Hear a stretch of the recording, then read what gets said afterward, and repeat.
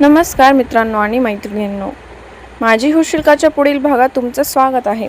तर आतापर्यंत आपण बघितलं होतं की अवंती आणि कबीरच्या लग्नाच्या कार्यक्रमांना सुरुवात झाली होती. तर आज आपण बघू की ते कार्यक्रम कसे पार पडतील. आणि व्हिडिओमध्ये पुढे जाण्याआधी मी तुम्हा सर्वांना आठवण करून देऊ इच्छिते की प्लीज आधी जाऊन व्हिडिओला लाईक करा आणि पुढचा भाग बघण्यासाठी चॅनलला सबस्क्राईब देखील करा. चला तर बघूया की पुढे काय होईल. ते तिघे बोलतच होते की अमितचा मोबाईल रिंग करू लागला. हेमाचाच कॉल होता. हॅलो बोल, तुलाच कॉल करणार होतो, अमित थोडा नाटकी नाराज आवाज काढत म्हणाला. दोघे जण त्याच्या आवाजाला काय झालं म्हणून त्याला बघू लागले.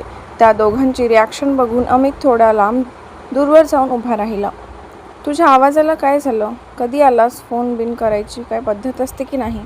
मॉमकडून कळलं तू आला आहे. मी फोन केल्यावर म्हणतोस की आत्ताच फोन करणार होतो. वाट बघत होता का मी कधी फोन करते त्याची? तिकडून हेमाने फायरिंग करायला चालू केली. आता तुला माझी आठवण आली का? 2 दिवस तर एक फोन केला नाही.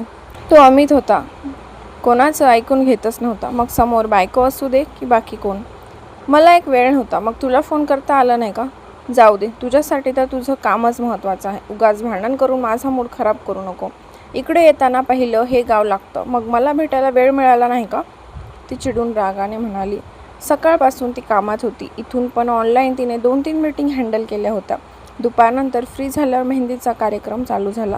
तिचं फोटो सेशन, अवंतीचं फोटो सेशन, मेहंदी ह्यातच कधी 9 वाजले कळलं नाही.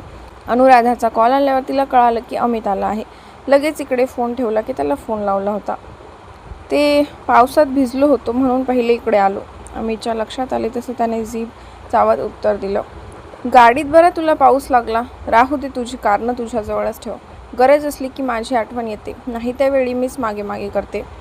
हेमा भलतीच चिडली होती. आपल्या नवऱ्याने आपल्या आईवडिलांचा मान ठेवला पाहिजे, आपल्याकडे यायला हवं असं वाटत होतं.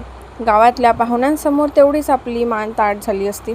पण अमितचा स्वभाव असा लहरी होता, जास्त अशा गोष्टींचा विचार करत नव्हता. 2 दिवस आराम नव्हता. सकाळीसुद्धा एक एमर्जन्सी केस हँडल करून नंतर गावाला निघाला होता. जसा घरी आला तसा झोपला. ते आत्ताच उठला होता. अरे तू ना कुठल्याही गोष्टीला चिडते. मी आता लगेच येत आहे, तो काहीतरी विचार करत म्हणाला. हां राहू दे, खूप लवकर आठवण आली. राहू दे, आता नको येऊ. हेमा लटक्या रागात तोंड वाकडं करत म्हणाली. मला आता खूप भूक लागली आहे, मी जेवायला येत आहे. माझ्या सासूला सांग गरम गरम जेवण रेडी ठेवायला, अमित तिला चिडवत म्हणाला. जेवणापलीकडे तुला काही सुचतं की नाही? मला बघायला बोलायला येतोय असं कधी तोंडात येतच नाही, हेमा वैतागून म्हणाली. अगं बधीर, जेवण झालं की तुला पण बघणारच ना. आजचे फोटो खूप छान आले होते, तो मुश्किलपणे हसत म्हणाला. तशी हेमा कमालीची लाजली. तिने सुद्धा मेहंदी कलरची इंडो वेस्टर्न साडी नेसली होती. दोन्ही हातांवर मेहंदी काढली होती. खूप सारे फोटो काढले होते, त्यातले त्याला तिने सेंड केले होते. लवकर ये, मला पण भूक लागली आहे. आता तुझी पनिशमेंट आहे, तुझ्या हातानेच मला खाऊ घालायचे, हेमा हसत लटक्या रागात म्हणाली. त्याच्याकडून लाड कसे करून घ्यायचे हे तिला चांगलंच माहीत होतं. अमित दादा वहिनीला वेड्यात काढतो असं वाटत नाही. ध्रुव थोडेफार त्याच्या कानावर आलेलं बोलणं ऐकून हसत म्हणाला. त्याची चूक आहे, दुपारी आला ते आत्ता उठला आहे. ह्यावरून किती त्याला त्याची झोप प्रिय आहे हे लक्षात येतं. कबीर त्यावर टिप्पणी देत किंचित भुवया उंचावत म्हणाला. हेमाचं काही चुकीचं वाटलं नाही, बरोबरच आहे. कोणालाही सहज वाटणार की जवळ असून अमित पहिले इकडे आला. आपण आपल्या भावापेक्षा किती हुशार आहोत याचं समाधान. कोण येणार आहे का? की मी माझ्या एकुलत्या एक बायकोला भेटून येणार आहे.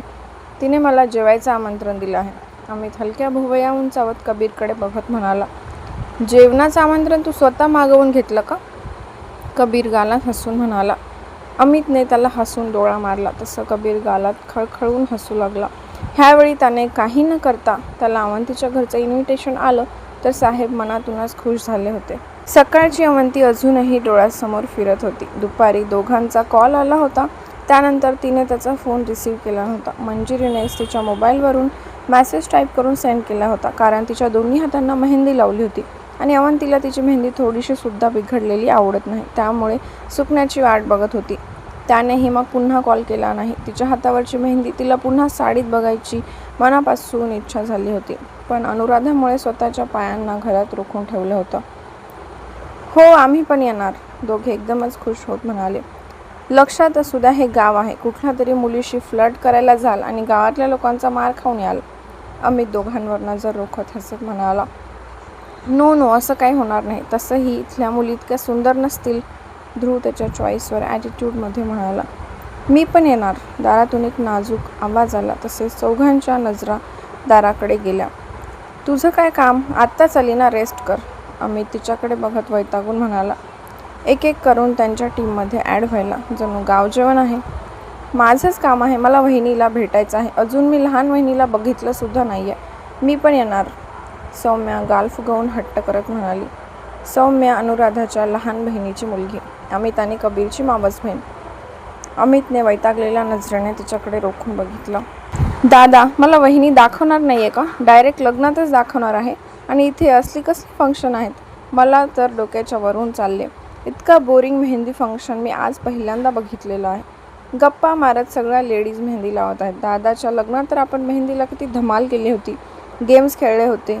इथे डान्स नाही. डीजेवर तर गाणी ऐकू म्हटलं तर अंकलने सरळ बंद करायला लावला. सौम्या इरिटेट होऊन कबीरजवळ येऊन बडबड करत त्याचा हात बघू लागली. त्याने हातावर फक्त एक हार्ट काढून त्यावर अवंतीचे नाव लिहिले होते. ते पण अनुराधाने जबरदस्ती करून त्याला मेहंदी काढायला लावली. सौम्याला येऊन 1 तास झाला होता, पण तिथलं वातावरण बघून तिला बिलकुल मन लागत नव्हतं. गावातला डीजे घरात लावला होता, पण केशव यांना गाणी बिलकुल आवडली नव्हती, म्हणून त्यांनी बंद करायला लावला होता. गाव आहे, इथे असेच फंक्शन चालतात. कबीर तिची समजूत काढत एका हाताने जवळ घेत म्हणाला. शेवटी सगळ्यांचं कल्चर वेगळ्या प्रकारचे असतात आणि आता तर हा कल्चर त्याला एक्सेप्ट करावाच लागणार होता, कारण त्याच कल्चरची बायको त्याने आणली होती. आता त्यालाही बोर होत होतं, पण नाईलाज होता. दादा, मला सोडून गेला तर मी तुमच्या दोघांशी बोलणार नाही. ती दोघांकडे बघत चिडून म्हणाली, कारण त्यांच्या चेहऱ्यावरून तर वाटत होतं की ते तिला घेऊन न जाण्याचा विचार करत आहेत. ठीक आहे, चला. अमित चौघांवर एक कटाक्ष टाकत नकारार्थी मान हलवत खाली निघाला. तो फक्त कबीरला घेऊन जायच्या तयारीत होता, पण त्याचे 2 जासूस लग्न होईपर्यंत त्याच्या आजूबाजूने सुद्धा हलणार नाहीत हे त्याला पक्क माहीत होतं. आता त्यात सौम्याची भर. तसे सगळेजण एकमेकांकडे बघत खुश होत त्याच्या मागे निघाले. अमित खाली येऊन अनुराधाला इशारा करतो, तसं अनुराधा बायकांच्या घोळक्यातून बाजूला येत त्याच्या जवळ आली. जेवण तयार आहे, भूक लागली असेल ना? अनुराधा त्याच्याकडे बघत म्हणाली. तो नुकताच उठलेला, पण अजून जेवण तयार नव्हतं. सगळी दुनिया इकडची तिकडं होऊ दे, पण त्याला वेळेवर जेवण लागतच होतं. मॉम, हेमाचा फोन आला होता. जेवायला मला तिकडे बोलावलं आहे. सोबत कबीर पण घेऊन ये बोलली. अमित म्हणाला. तसा अनुराधा गोंधळलेल्या नजरेने त्याच्याकडे बघू लागली, कारण 10 मिनिटांपूर्वीच हेमा आणि त्यांचा कॉल झाला होता. त्यावेळेस हेमाने काहीच बोलली नव्हती आणि अचानक जेवायला कसं काय बोललं म्हणून प्रश्न पडला होता, कारण तिकडे सुद्धा घाई गडबड असेल आणि तिथे जाऊन त्यांना त्रास देणार. हेमा मला काहीच बोलली नाही. 15 मिनिटांपूर्वीच आमचं बोलणं झालं होतं. अमित, काय बहाणा करून जाऊ नकोस. अनुराधा प्रश्नार्थी नजरेने त्याच्याकडे एक नजर बघत मागे थांबलेल्या कबीरकडे संशयाने बघत म्हणाली. कबीर भुबया आकसून अनुराधाकडे बघू लागला. आता ह्यात त्याचा काहीच हात नव्हता, तर तो का त्याच्या आईची नजर खपवून घेईल? मॉम, तिने दोन्ही हातांवर मेहंदी लावली आणि तिला आता माझ्या हाताने भरवायला जायचं आहे. जाऊ का? अमित वैतागलेल्या स्वरात म्हणाला. त्याच्या लग्न झालेल्या बायकोला भेटायला जायला पण आईच्या प्रश्नांची उत्तर द्यायला लागत होती, म्हणून वैतागला होता. तशी अनुराधा गालात हसली. बरं, जाऊन ये. तसं त्यांना पण छान वाटेल. पण 1 तास जा. ही मागची फलटण कशाला तुझ्या मागे फिरत आहे? त्यांना घेऊन जायचा विचार अजिबात करू नको. अनुराधा त्याच्या मागे असलेल्या चौघांना बघत म्हणाली. आंटी, आम्ही तर इथे थांबून काय करू? आम्हाला सुद्धा वहिनीला भेटायला जायचं आहे. ध्रुव पुढे येत बत्तीशी दाखवत हसत म्हणाला. केशव सगळ्यांची बडबड ऐकून, काय चाललं? कोणाला कुठे जायचं आहे? जवळूनच जात होते की त्यांच्या जवळ येत म्हणाले. अंकल, मला वहिनीला बघायचं आहे. मी अजून त्यांना भेटलेली नाही आहे. मग दादा जात आहे तर मला पण जायचं आहे. मावशी जाऊ देत नाही आहे. सौम्या केशव यांच्या जवळ येत म्हणाली. अनुराधा, लग्न आहे. एका ठिकाणी बसण्यासाठी आले नाहीत, एन्जॉय करायला आलेले आहेत. मग त्यांना एन्जॉय करू दे. कुठल्याही गोष्टीसाठी बंधन लादू नकोस. हेच छोटे छोटे मोमेंट्स असतात की ते आयुष्यभर लक्षात राहतात आणि आपल्या मुलांना असे बांधून ठेवायची सवय नाहीच आहे. केशव गालात हसत म्हणाले. त्यांचा रोग कुठल्या गोष्टीकडे होता हे अनुराधाला लगेच समजलं, कारण सकाळपासून अनुराधाची आपल्या लेकाला शब्दांमध्ये अडकवून घरात बांधून ठेवायची कसरत बघत होते. अहो, त्याला जाऊ द्या. सगळ्यांचं काय काम आहे? अनुराधा केशव यांना डोळ्यांनी इशारा करत म्हणाली. अनुराधा, पाहुणे समजूतदार आहेत, समजून घेतील. त्यांच्यापेक्षा तुला खूप काळजी आहे. मी त्यांना फोनवर बोलतो, केशव समजावण्याच्या सुरात म्हणाले. मॉम, मी आहे ना, सगळं हँडल करेन. तू ना उगाच टेन्शन घेते. उलट हे असे लग्न कोणी एन्जॉय करणार नाही. माझी बायको तिकडे आणि मी इकडे, अमित वैतागलेल्या स्वरात म्हणाला. बरं बाबा, जा, काय करायचं ते करा. कोणाला घेऊन जायचं ते जा.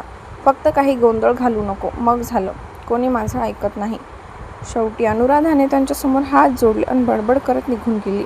सगळे एका बाजूने झाले होते आणि ती एकटीच पडली होती, म्हणून शेवटी तिनेच नाच सोडून दिला. अमित लगेच खुश होत सगळ्यांकडे बघू लागला. तसं सगळ्यांच्या चेहऱ्यावर चांगली स्माईल पसरली. 15 ते 20 मिनिटात अमित, कबीर, ध्रुव, रॉकी आणि सौम्या त्यांची गाडी अवंतीच्या घरासमोर उभी राहिली. केशव यांनी बळवंतरावांना फोन करून कळवले आणि हेमाने पण सांगितले होते. तसे बळवंतराव, प्रकाश पाटील सगळेजण गावाच्या जावयाच्या सेवेत लगेच हजर झाले. अवंती मेहंदी काढून माडीवर असलेल्या खोलीत जाऊन बसली होती. तिच्यासोबत मंजिरी पण होती. मंजिरीने तिच्यासाठी शॉपिंग केली होती. ते सगळं सामान बघतच तिच्या बॅगेत भरत होती, म्हणून तो येणार आहे हे तिला कळलंच नाही. या जावई, बळवंतराव पहिले अमितकडे नंतर कबीरकडे बघत म्हणाले. हिऱ्यासारख्या जावयाला बघून बळवंतरावांची तर मान एकदम ताठ झाली होती. सगळे पाहुणी मंडळी कबीरला बघतच राहिले होते. त्याचा आवराच तसा होता, त्याच्यावरून नजरच हटत नव्हती. अरे सौम्या, तू कधी आली? हेमा सौम्याला बघताच खुश होत म्हणाले. थोड्या वेळापूर्वीच आले. तुला भेटायला दादा येणार होता म्हणून त्याच्यासोबत आले. सौम्या हेमाला मिठी मारत खुश होऊन म्हणाली. बरे झाली आली. ये, तुला ओळख करून देते. हेमाने सौम्याची मीरा आणि बळवंतरावांशी ओळख करून दिली. काही पाहुणे वाड्याच्या रूममध्ये आराम करत होते, तर काहींची जेवायला बाहेर व्यवस्था केली होती. तिथे जेवण करत होते. आता वाड्याच्या अंगणात फक्त फॅमिली मेंबर्स होते. मीरा आणि तिच्यासोबत दोघीजणी पाहुण्यांसाठी ताट तयार करायला आतमध्ये निघून गेल्या होत्या. जावई आलेला बघून खुश झाली होती. हेमाने अमितला सोबत घेतलं आणि त्याच्यासोबत कॅमेरामॅनकडून फोटोशूट करू लागली. ध्रुव आणि रॉकी तर येणाऱ्या जाणाऱ्या मुलींकडेच लक्ष देऊन होते आणि कबीर मनातल्या मनात वैतागला होता, कारण त्याची अवंती त्याला दिसत नव्हती आणि तिच्याबरोबर ती मैत्रीण पण नाही, म्हणजे दोघी एकत्रच असणार. वैतागून त्याने तिला कॉल लावला. अवंती, जिजूचा कॉल आहे. मंजिरी मोबाईलकडे बघत एक्सायटेड होत म्हणाली. ह्यांना तर दम धीरच नाही, मॅसेज करून सुद्धा फोन लावत आहेत. अवंती वैतागून लाजत तिच्या हाताला एक नजर बघत पुन्हा मोबाईलकडे बघत म्हणाली. हां हो, लटका राग फक्त चेहऱ्यावर दाखवते, पण मनात तर आनंदाच्या उकळ्या फुटत आहेत. मोबाईल वाजला की लगेच चेहरा गुलाबी गुलाबी होऊन जातो आणि उगाच माझ्यासमोर नाटक करते. मंजिरी तिला चिडवत म्हणाली, कारण त्याचा फोन आला की अवंतीचा चेहरा लगेच गुलाबी गुलाबी झाला होता. ते कॉल रिसीव्ह करून कानाला लावतेस का? अवंती नजर चोरत घालत हसत म्हणाली, कारण आता तिलासुद्धा त्याच्याशी बोलायची इच्छा झाली होती. तिचे फोटो पाठवण्याची खूप मनापासून इच्छा होती, पण भीतीसुद्धा वाटत होती, म्हणून फोटो सेंड करायचं धाडस तिचं झालंच नाही. त्याने आपल्या हातावरची मेहंदी आणि आपलं सजलेलं रूप बघावं असं मनापासून वाटत होतं. मंजिरीने पटकन कॉल रिसीव्ह करत तिच्या कानाला मोबाईल लावला आणि तीसुद्धा एक्सायटेड होऊन थोडीशी तिच्या जवळ सरकली. हॅलो, अवंती हळू आवाजात म्हणाली. कुठे आहेस? तो थोडा चिडून म्हणाला. अख्खं घर त्याची खातिरदारी करत होता आणि त्याला जिच्याकडून आपली स्पेशल खातिरदारी करून घ्यायची होती तीच दिसत नव्हती, मग राग येणारच ना. कुठे आहे म्हणजे घरातच असणार ना. त्याचा चिडका टोन ऐकून तिचाही आवाज स्पष्ट बाहेर पडला. मी पण तुझ्या घरातच आहे, तो जबडा घट्ट आवळून म्हणाला. म्हणजे? त्याच्या बोलण्यातला अर्थ कळाला नाही, म्हणून ती ब्लँक होऊन मंजिरीकडे बघू लागली. मंजिरीला सुद्धा त्याचं बोलणं कळलं नाही, म्हणून दोघीजणी एकमेकींकडे ब्लँक होऊन बघत होत्या. ओ गॉड, घरात आहे म्हणते आणि घरात कोण येत आहे नाही त्याच्याकडे सुद्धा लक्ष नसतं. वा, मी 15-20 मिनिट झाले तुझ्या घरात येऊन बसलो आहे, पण तुला मी आल्याचं कानोकान खबर नाही. मी मधल्या अंगणात बसलो आहे, दादासोबत घेऊन आला आहे. तो जबडा घट्ट आवळून फक्त ओठ हलतील इतकंच तोंड उघडून बोलत होता. काय, तुम्ही खाल्ली आहात? त्याचं ऐकून अवंती 3 ताट उडाली. तो बोलणार की पुन्हा तिचे शब्द ऐकून त्याची नजर आपोआप वर माडीवर गेली. तू टेरेसवर आहेस का? तो वर नजर फिरवत म्हणाला. ओठांवर मंद हसू पसरलं होतं. हां, ते मी आलेच, ती घाबरून अडखळत म्हणाली. No wait, I will come. त्याच्या आवाजात लगेच एक सॉफ्टनेस आला. पण मॅडम आधीच एकांतात बसलेल्या आहेत, मग तिला खाली का बोलवायचे? नको, मी खाली येते ना, ती लगेच घाईगडबडीत अडखळून म्हणाली. तो वर येणाऱ्या विचारानेच डोकं गरगर करू लागलं, पण त्याने तिचे शब्द ऐकलेच नाही. फोन कट करून इकडे तिकडे बघत जागेवरून उठला. 2nd फ्लोअर असं त्या वाड्याला नव्हताच, पण वाडा खूप मोठा होता आणि माडीवर फक्त एकच रूम होती, म्हणून जास्त करून माडीवर कोणी जातच नव्हतं. त्यात पायऱ्या खूपच डेंजर होता. ज्याला सवय असेल तोच परफेक्ट वरती जाऊ शकतो, नाही तर ज्याला अशा पायऱ्या चढायची सवय नसते त्यांना वरती जाण्यासाठी वेळ लागतो आणि वरती काहीच नव्हतं म्हणून कोणी जाण्याचा विचारच करत नव्हतं. तर आता पुढच्या भागात आपल्याला कळेल की कबीर आणि अवंतीची ही भेट कशी होईल. कबीर अवंतीला बघून तर शॉकच होणार आहे. तुम्ही पण पुढचा भाग बघण्यासाठी चॅनलला नक्की सबस्क्राईब करा. भेटूया लवकरच पुढील भागात. धन्यवाद.